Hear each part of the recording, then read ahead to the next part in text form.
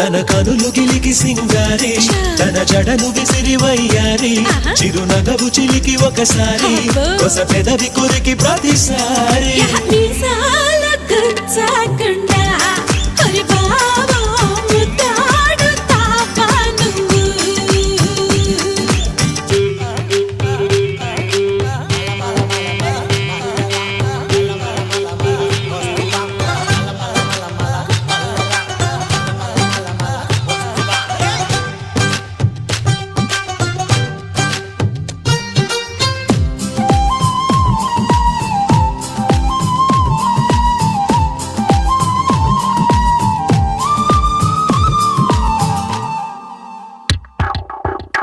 ఆ జొన్న చేలల్లో